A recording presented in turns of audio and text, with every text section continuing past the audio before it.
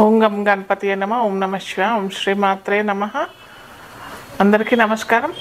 So ఈరోజు మనము 2025లో ఏ ఏ గ్రహాలు ఏ ఏ ఫలితాలు అంటే మనకి ట్రాన్సిట్ అంటే గోచార గ్రహాలు ఏ ఏ ఫలితాలు ఇస్తాయి ఒక్కొక్క గ్రహానికి ఒక్కొక్క రాశికి అది మనం చూస్తాము. అయితే చాలామంది ఏంటంటే 2025 అని అంటే ఆదాయం వ్యయం కందాయ ఫలాలు ఇవన్నీ చెప్పుకుంటున్నారు.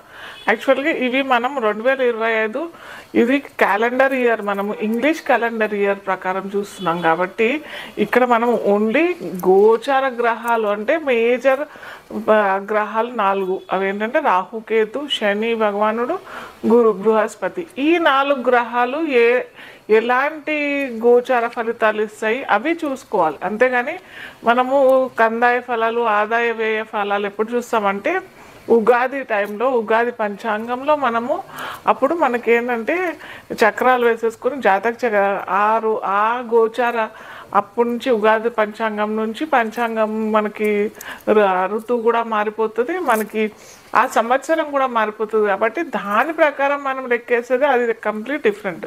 ఇది మనం కేవలం చూసేది ఏంటంటే ఇక్కడ ఈ మేజర్ గ్రహాలు అని అంటే ఇప్పుడు ఇంతకుముందు చెప్పుకున్న గ్రహాలు ఏ ఏ రాశుల్లో మారిపోతున్నాయి, ఆ మారబోతున్న స్థితి ఏ ఏ రాశులకి బాగుంటుంది, ఏ ఏ రాశులు వాళ్ళు తగిన జాగ్రత్తలు తీసుకోవాలి అనేటివి మనం ఇప్పుడు చూస్తామన్నమాట. అయితే ఇక్కడ 2025లో చాలా పరిణామం పొందుతున్నాయి.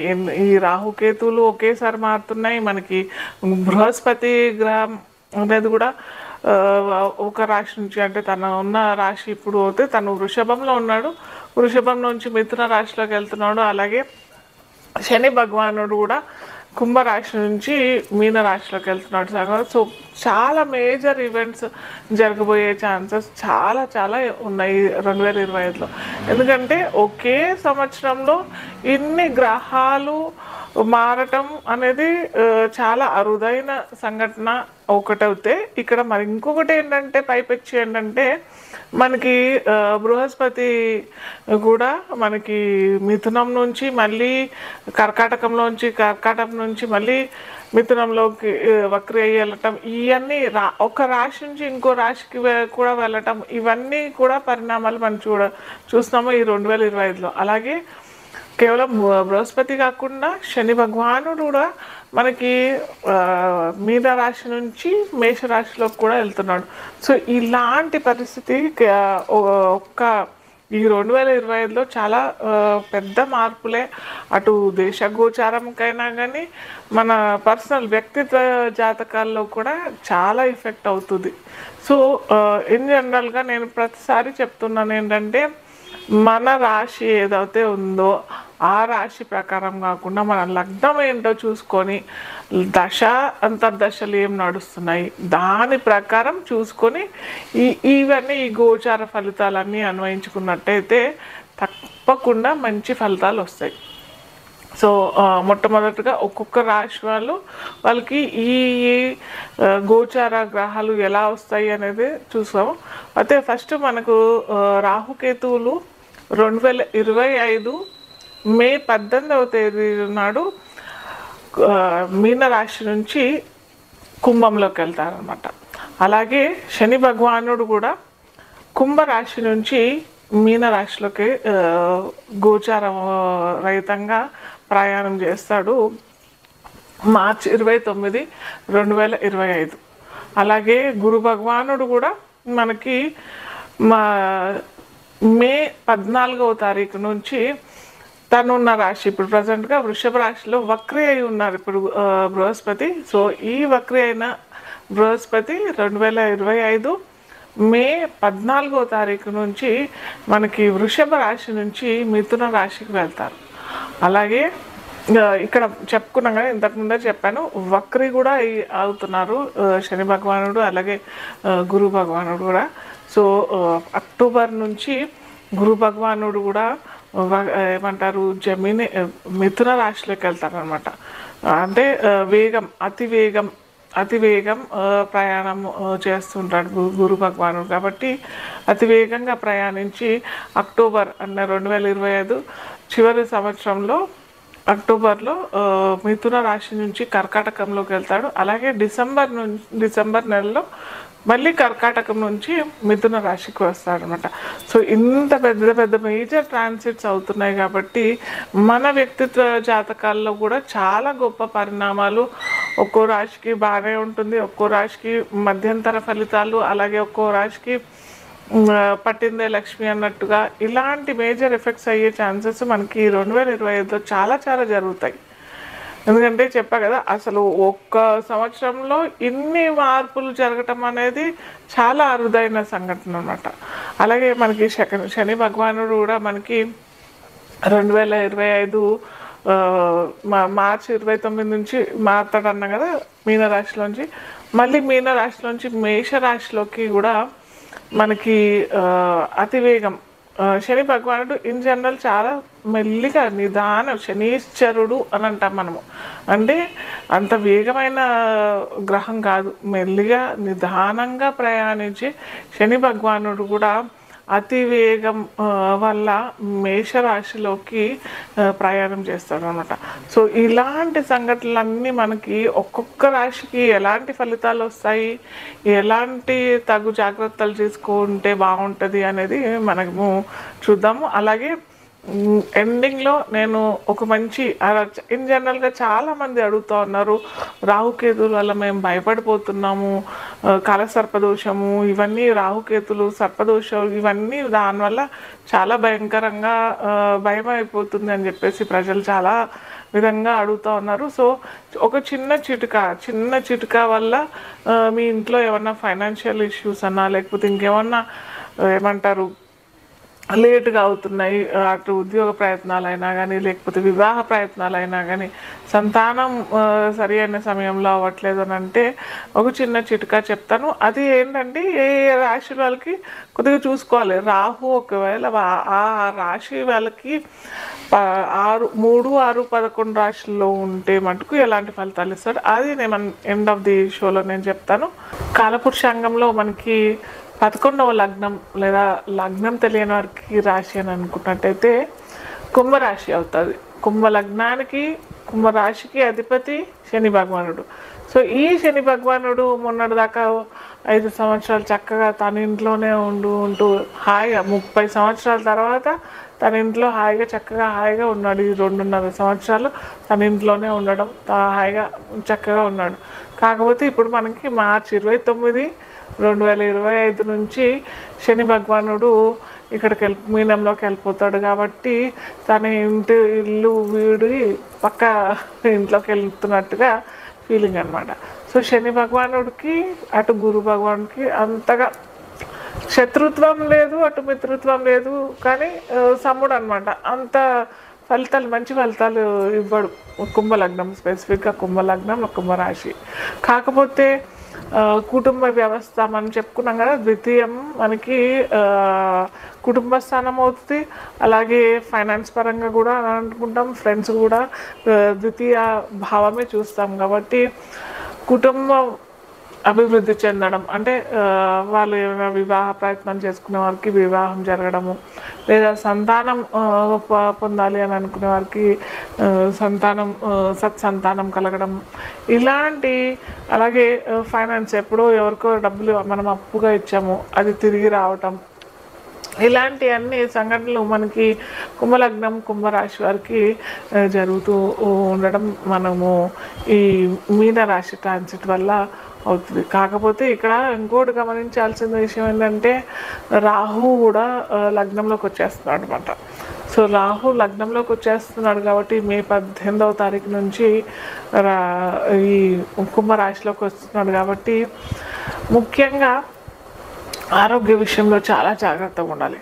ముఖ్యంగా జలుబు, దగ్గు, ఆయాసం ఇలాంటి వాళ్ళు ఉన్న వాళ్ళైతే చాలా జాగ్రత్తగా ఉండాలి. ఎందుకంటే రాహు కఫానికి కూడా కారకుడు కాబట్టి చాలా జాగ్రత్తగా ఉండాలి. అలాగే సప్తమంలో కేతు ఉంటాడు కాబట్టి ముఖ్యంగా ఇదేంటి కుంభ లగ్నం వాళ్ళకి వాళ్ళ జన్మ జాతకంలోనే రాహుకేతువులు ఉన్నారు అని అనుకున్న వారు అయితే ఖచ్చితంగా వాళ్ళు కూడా వివాహ ప్రయత్నాలు చేస్తున్నారు, లేదా వివాహంలో ఆటంకాలు, లేదా వివాహంలో విచ్ఛిన్నం జరుగుతుంది అని అనుకునే వారికి అయితే ఖచ్చితంగా రాహుకేతువుకి ఏదన్నా జపం చేయిస్తేనే చాలా మంచిది. అలాగే గురు భగవానుడు కూడా మనకి పంచమంలో వచ్చేస్తాడు కాబట్టి ఇంతకుముందు చెప్పుకున్నట్టుగా సత్సంతానం కలిగే అవకాశాలు చాలా ఉంటాయి. ఖచ్చితంగా అటు గురు బ్లెస్సింగ్స్, అటు శని భగవానుడు ఎప్పుడైతే గురువు ట్రాన్సిట్, శని ట్రాన్సిట్ ఒక భావంలోకి వ్యక్తీకరించినట్టయితే ఖచ్చితంగా ఆ ఈవెంట్ జరిగే అవకాశాలు చాలా చక్కగా ఉంటాయి. సో ఖచ్చితంగా గురువుకి అంత చేయాల్సిన అవసరం ఏం లేదు. ముఖ్యంగా చేసుకోవాల్సింది ఏంటంటే రాహుకి కేతువుకి చేసుకునే మటుకు చక్కటి ఫలితాలు ఇస్తాడు. అలాగే ఉద్యోగ ప్రయత్నాలు చేసుకునే వారికి కూడా ఓకే, చాలా ఓహో ఆహో అన్నట్టుగా కాకుండా, లేకపోతే అలానూ వరిష్ట పరిస్థితి కూడా ఏమి ఉండదు. కుంభలగ్నం కుంభరాశి వారికి పర్లేదు, బాగానే ఉంటుంది. సో మనం చివరి దశలోకి వచ్చేసాము. రెమెడీస్ చాలా అందరూ అడిగేది ఇంతకుముందు చెప్పాను కదా, బాగా కంగారు పడేది రాహుకేతు విషయంలోను, శని భగవాను విషయంలోను. సో ఈరోజు మనము రాహుకి, ముఖ్యంగా రాహుకి ఏం చేసుకుంటే మన అటు ఫైనాన్స్ పరంగానూ అయినా కానీ, ముఖ్యంగా రాహు చెడు గ్రహం కాదు. చాలామంది ఏంటంటే సర్పదోషం పెట్టేసేసి అటు రాహు భగవాను నుండి చాలా చెడు చేసేస్తున్నారు. ఇది చాలా అంత మంచిది కాదు. ఎందుకంటే మనకి రాహు కెమెరాకి సంబంధించిన గ్రహం. అలాగే రాహు ఫారిన్ ట్రావెల్, ఒకానొక సమయంలో దేశ బహిష్కరణ లేదా దేశాంతరం తప్పు, అది చాలా పాపం అని కూడా పరిగణించేవాళ్ళం మనము ఒక 18th 19th 17th 18th సెంచరీలో అయినా కానీ ఇప్పుడు ప్రతి ఒక్కరూ దేశాటన చేయటము, ఫారిన్ ట్రావెల్, అక్కడే ఉద్యోగ ప్రయత్నాలు, అక్కడే స్థిరపడటం, ఇవన్నీ చేస్తున్నారు. సో దీనికి అన్నిటికీ కారణం ఎవరు అనంటే, ఎవరిస్తున్నాడు అనంటే మనకి రాహు భగవానుడు ఇస్తున్నాడు కదా. సో అలా ఆ విధంగా చూసుకున్నట్టయితే రాహు మనకి చెడు గ్రహం అయితే కాదు కదా. ఈరోజు మనకి యూట్యూబ్ నడుస్తుంది బాగా, సోషల్ మీడియా చాలా చక్కగా నడుస్తున్నది, ట్విట్టర్ బాగా నడుస్తున్నాయి. ఇవన్నీ అని అంటే మనకు సోషల్ మీడియా ఎంతగా పెరుగుతుంది అని అంటే దానికి ఎవరు కారకుడు? సినీ రంగం బాగా ఎదుగుతుంది. వీటన్నిటికీ కారణం ఎవరు? రాహు భగవానుడే. లేకపోతే ఇవన్నీ కూడా మనకి ఉండేవి కావు. సో ఇటు చెడు గ్రహం కాదు. అందరూ కొద్దిగా ఈ మనస్సును ఏమంటారు, ఇలా చెడుగా ఆలోచించడం మానేసి రాహు భగవానుడు వీటన్నిటికీ కారణం అనుకుని చక్కగా, మీకు రాహు ఫలితాలు సరిగ్గా రావట్లేదు, రాహు దశలు నడుస్తున్నాయి, అంతర్దశ నడుస్తుంది అంటే దుర్గాదేవి ఆరాధన చేసుకోండి. అలాగే ఇంకో చిన్న చిటుక మనం అందరం ఇంట్లో చాలా చక్కగా హాయిగా చేసుకునేది ఏంటంటే, మీరు వాష్రూమ్లో అంటే మీ టాయిలెట్స్లో అక్కడ బుధవారము శనివారం గుర్తుపెట్టుకోండి. ఎటువంటి సమయం అవసరం లేదు, మీ ఇష్టం, ఏదన్నా సమయం ఎంచుకోండి. అక్కడ ఒక అగ్గిపుల్ల తీసుకొని అక్కడ కాల్చేసేసి అగ్గిపుల్ల ఆరిపోయేదాకా మీరు అక్కడ ఉండిన తర్వాత అగ్గిపుల్ల పారేసేయండి. సో ఇది రెమెడీ మీరు బుధవారం శనివారం చేసుకున్నట్టయితే రాహు భగవానుడు ఇవ్వాల్సిన ఫైనాన్స్ ఇస్తాడు. మీకు ఫారిన్ ట్రావెల్ అనుకునే వారికి, అటు అబ్రాడ్ ఆపర్చునిటీస్ కావాలనుకునే వారికి చక్కటి ఫలితాలు అయితే ఇస్తాడు. సో ఈరోజు ఈ వీడియోలో మనము ముఖ్యంగా శుక్రుడు ఎటువంటి ఫలితాలు, ఏ రాశి వారికి, ఏ లగ్నాల వారికి ముఖ్యంగా ఎటువంటి ఫలితాలు ఇస్తాడు చూద్దాం. అయితే మనము శుక్రుడు ఎవరికైనా అందరికీ ఇంపార్టెంట్. అటు మనకి 2 వర్గాలు ఉంటాయి, గురు వర్గము శని వర్గము అని 2 వర్గాలు ఉంటాయి. సో ఈ 2 వర్గాలకి మనకి శుక్రుడు చాలా ఇంపార్టెంట్. ఎందుకంటే మనకి అటు ప్లెజర్స్ అంటే ధన కనక వాస్తు వాహనాలు అన్నీ ఇచ్చేది మనకి శుక్ర భగవానుడే. అలాగే వైవాహిక సుఖం అనేది కూడా ఇచ్చేది శుక్ర భగవానుడే.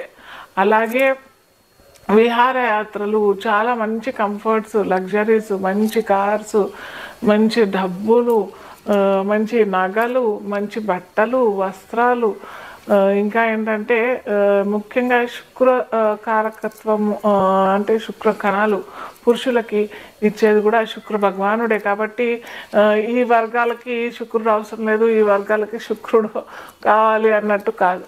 సో మనకి కావాలి అని అనుకుంటే మటుకు శుక్రుడు భగవానుడు మనకి మన అందరి జీవితాల్లో కావాల్సిన గ్రహం అన్నమాట. సో చాలామంది దాంట్లో ముఖ్యంగా నన్ను అడిగేది, అందరూ ఇవే అడుగుతారు కదా ఇన్ జనరల్గా, మాకు ఇల్లు కావాలి, లేకపోతే డబ్బులు ఫైనాన్స్ విషయంలో ఇబ్బంది కలుగుతోంది, లేదా వివాహం అవ్వట్లేదు, వైవాహిక సౌఖ్యం లేదు అని అన్నీ అడుగుతూ ఉంటారు. కాబట్టి సో దాంట్లో మన పర్సనల్ వ్యక్తిగత జీవితంలో ఒక్కోసారి అందరికీ చక్కగా ఉండాలి అన్నది ఏం లేదు కదా రూలు. సో శుక్రుడు ఎక్కడ ఏ రాశిలో ఒకవేళ షష్టమంలో, తన లగ్నం నుంచి అష్టమ వ్యయంలో ఉంటే మటుకు శుక్రుడు ఇలాంటి అన్నీ మనకి ఇవ్వడు అనమాట. ఇవ్వాల్సిన ప్లెజర్స్ అయినా లగ్జరీస్ అయినా ఇవన్నీ ఇవ్వడు. సో వాళ్ళు ఏం చేయాలి? అలా వాళ్ళు ఇంకా మనకి శుక్రకారకత్వాలు తగ్గిపోయినట్టేనా? కాదు కదా. మనము ఈ జాతకం ఎందుకుంది, జ్యోతిష్యం ఎందుకుంది? ఎక్కడైతే అంధకారం ఉంది అక్కడ జ్యోతి ప్రజ్వలించేదే జ్యోతిష్యం. సో ఒక లైట్ త్రో చేసేదే జ్యోతిష్యం. సో మన పర్సనల్ జాతకాల్లో శుక్రుడు సరిగ్గా లేడు అనేసి ఎలా తెలుసుకోవచ్చు అంటే, ఏ ఇంట్లో అయితే సరి అయిన టైంకి ధనం అందుబాటులోకి రావట్లేదు, వివాహ లోపం జరుగుతోంది, వివాహంలో ఆటంకాలు అవుతున్నాయి, లేదా వివాహం విచ్ఛిన్నం అవుతోంది, అలాగే ఇంట్లో ఏమంటారు లగ్జరీస్ లేవు, ఒక మంచి ఇల్లు కొనుక్కోవడానికి డబ్బులు లేవు, లేదా ఒక కారు కొనుక్కుందాము, ఒక వెహికల్ కొనుక్కుందాము అని అంటే లేదు అని అనుకునే వారికి నిజంగా అక్కడ ఏదో శుక్రలోపం జరిగినట్టే వాళ్ళ జాతక చక్రంలో. సో వాళ్ళు ఏం చేయాలి? ముఖ్యంగా నేను అందరి పురుషులకి చెప్పేది ఏంటంటే, మీరు మీ ఇంట్లో గృహలక్ష్మియే. శుక్రుడికి అధిపతి ఎవరు అని అంటే మహాలక్ష్మీదేవి. సో మహాలక్ష్మీదేవి ఎవరు ఇంట్లో అని అంటే గృహలక్ష్మియే. సో ఖచ్చితంగా అందరూ లక్ష్మీదేవి లాంటి మీ భార్యని పొద్దున్నే చాలామంది ఏంటంటే ఇవన్నీ ఎక్కువగా వాడుతూ ఉంటుంటారు పురుషులు. సో ఇవన్నీ మానేసేసి చక్కగా ఒక 5 నిమిషాలు మీ భార్యతో గడిపి పొద్దున్న చక్కగా టీ తాగుకుంటున్నాం, ఇంకేదో చేసుకుంటున్నాం, ఒక 5-10 నిమిషాలు తనతో గడిపేసేసి తర్వాత ముఖ్యమైన మీ కార్యక్రమాల్లో వెళ్ళిపోవడం. అలాగే ఇంకోటి ఏంటంటే చిన్న ఉపాయమే కానీ చాలా పెద్ద మంచి రిజల్ట్స్ ఇస్తారు. ప్రతి శుక్రవారం మీకు వచ్చే ఆదాయంలోనే ఆదాయం ఒక 10,000 వస్తున్నాయి అని అంటే ఒక 100 రూపాయలైనా శుక్రవారం మీ భార్యకి ఇవ్వండి, మీ ధర్మపత్నికి ఇవ్వండి. ఖచ్చితంగా మీరు చూడండి, ఒక్క 6 నెలలు ఇలా ప్రయత్నం చేయండి. ఒక 10,000 వస్తున్నాయని వాళ్ళకి ఒక 100 రూపాయలు ప్రతి శుక్రవారం ఇవ్వండి. లేదా అది కూడా మీకు చేత కావట్లేదంటే మీ ధర్మపత్నికి ఏది ఇష్టమో, తనకి ఓ స్వీట్ ఇష్టమో, లేకపోతే తనకి ఇంకా ఓ చీర ఇష్టమో ఇచ్చేవాళ్ళు. ఓ 1,00,000 రూపాయలు వస్తున్నాయి నాకు అని అంటే ఏముందో డ్రెస్ తెచ్చియండి శుక్రవారం, లేదా ఒక చక్కటి చీర, పట్టు చీర, మీకు ఎంత తోచితే ఇంత ఇవ్వండి అనేసి నేను ఏ రోజు చెప్పను. సో మీరు కనుక చేసినట్టయితే శుక్రవారం. అలాగే మీ ఇంట్లో మీ అమ్మాయి, చిన్న అమ్మాయి ఉంది, ఒక 10 సంవత్సరాల లోపల అమ్మాయి ఉంది, చక్కగా ఏదైనా మంచి కార్యక్రమం చేద్దాము, ఒక కొత్త కార్యక్రమం వెళ్ళబెచ్చుకుంటున్నారు, ఉద్యోగంలోకి జాయిన్ అవుతున్నారు, ఒక వ్యాపారం మొదలు పెడుతున్నారు అన్నట్టయితే చక్కగా మీ అమ్మాయి కాళ్ళకు దండం పెట్టేసి వెళ్ళండి. ఏం కాదు, 10 సంవత్సరాల లోపలే ఉన్న అమ్మాయిలకే వర్తిస్తుంది ఇది. ఎందుకంటే ఆ అమ్మాయి కూడా లక్ష్మీదేవి, బాలా త్రిపుర సుందరి అమ్మవారు. సో అమ్మవారి స్వరూపం కాబట్టి ఖచ్చితంగా మీరు బ్లెస్సింగ్స్ తీసుకొని వెళ్ళండి.